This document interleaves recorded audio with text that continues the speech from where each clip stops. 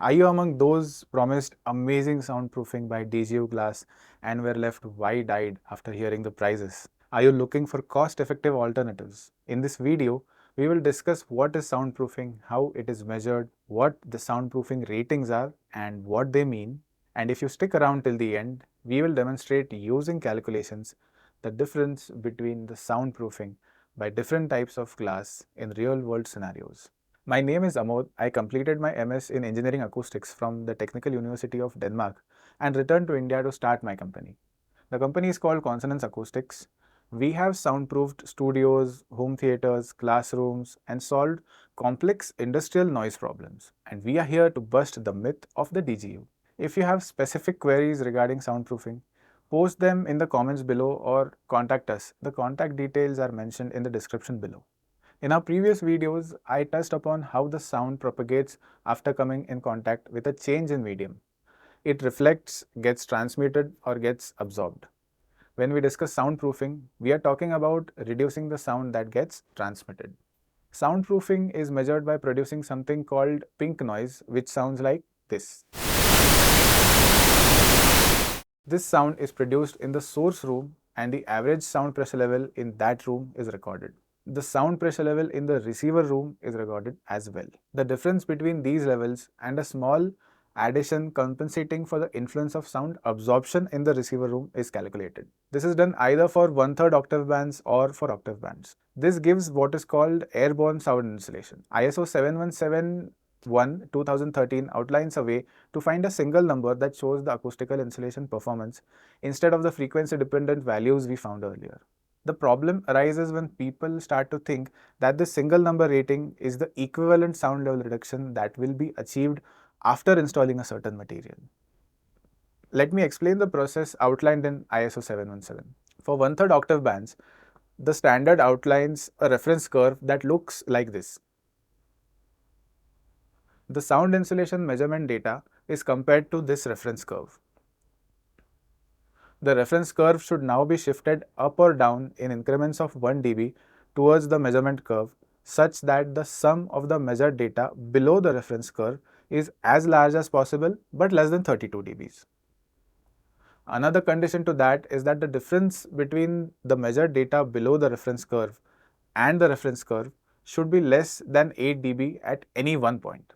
Once this condition is achieved, the value of the reference curve at 500 Hz is taken as the single number rating that we call the sound transmission class or STC. Let's take an example. Look at this comparison here. This graph compares the reference curve and the sound insulation curve of a DGU with 6 mm glass and 12 mm argon in between. To get the STC, we will now have to bring down the reference curve by 1 dB. As we bring down the reference curve, you can notice the difference decreasing. The red lines are when the reference curve is above the measured curve. As the curve comes down, the difference becomes 34 dB, which is just above 32 dBs. When we bring down the curve by another dB, the difference becomes 26 dB, which is the maximum difference below 32 dBs. At this point, all the individual differences are below 8 dBs. Therefore, at this point, we take the value of the reference curve at 500 Hz, which is 35 dB. Let's do that again with another type of glass, which is a monolithic construction, that is a single pane of glass of 9.5 mm. As we repeat the procedure, we can observe that the difference is now below 32 dB, but the individual difference is 9 dB at two places. Hence, we have to bring down the reference curve by another dB. Now the individual differences at two places is 8 dB and the total difference is highest below 32 dB. As all the conditions are met, we take the value of the reference curve at 500 Hz, which is 34 dB.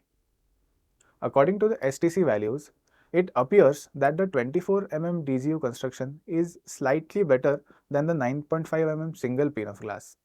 Yet we can observe that this is still a slight difference. But let's put them head to head.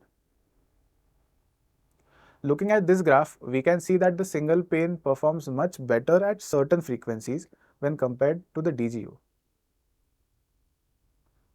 What does that mean? Let's put this to test in the real world. Here is a graph showing the traffic noise we measured at a site recently for a coaching class. When you calculate, you can see that in reality the single pane reduces the sound to 55 dB and the DGU reduces the sound to 58 dB. The single pane reduces more sound than the DGU. The single pane was better than DGU for an example of traffic noise. You can notice that there is a glass partition behind me in the studio that we are recording. A lot of construction goes behind me, but we hear nothing of that when we record here. This single pane of glass saves my videos from getting ruined. But would the result be same for all kinds of noise?